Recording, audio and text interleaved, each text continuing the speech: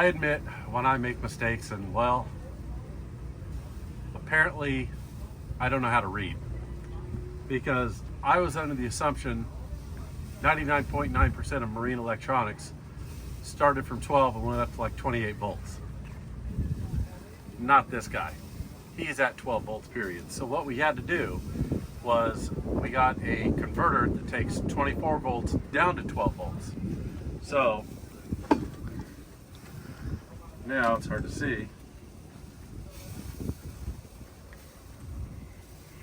Is the chart plotter switch on? Yes, it just doesn't like my finger sometimes. So now that it actually has 12 volts provided to it, it's starting up.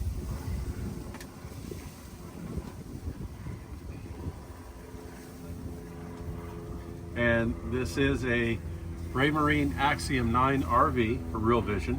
We don't use the Real Vision. It was just deep discount on sale. That's why we got it. I think they got that part from my video about how you started this before you were way ready to do it. So we did order the autopilot, which is halfway installed. We also have the Ray Marine Phantom Doppler 2 radar, which is kind of cool. We'll show you that here in a minute. So the charts, we'll pull those up.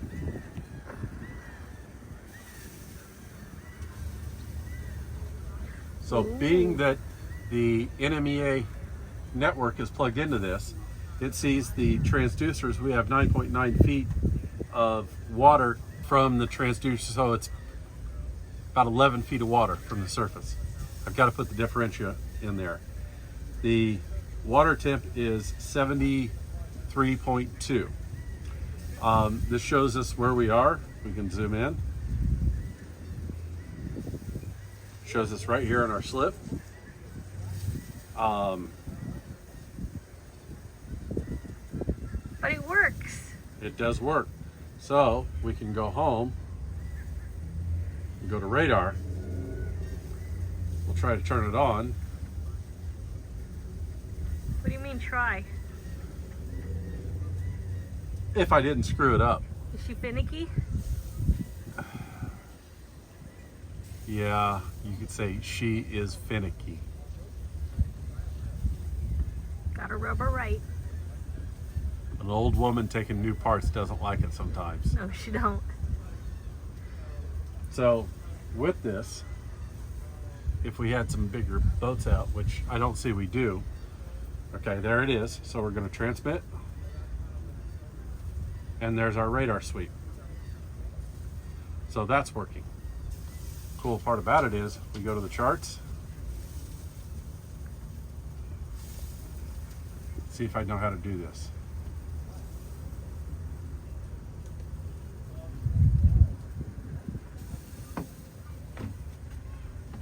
I don't know how to do this. So supposedly we can do the radar sweep on top of the, that's not what I wanted.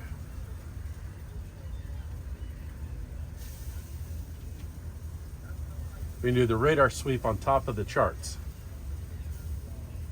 We can do the split screens. So you see the radar over here, as well as, and you can see right here, these like hits are the pylons for the bridge that's beside us.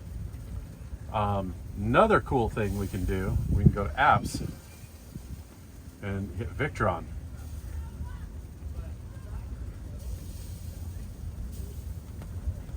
And this is now showing us the stats of the boat. And what the inverter's doing, shore power versus solar and everything else.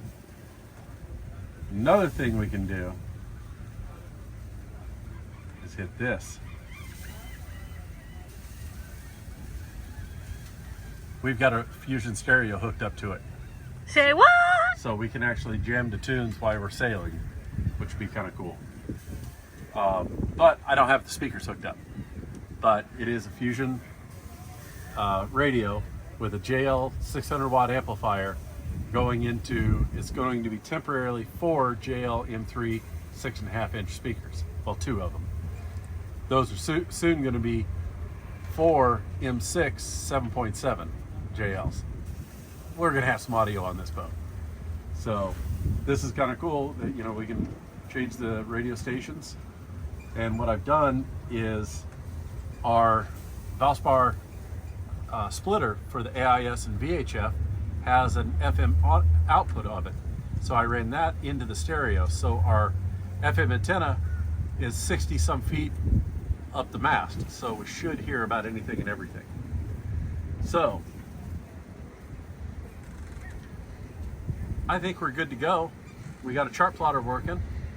The only other thing we need is a couple other things done, and let's go have some fun. What do you say, Nancy? Can we talk dates on when we could leave?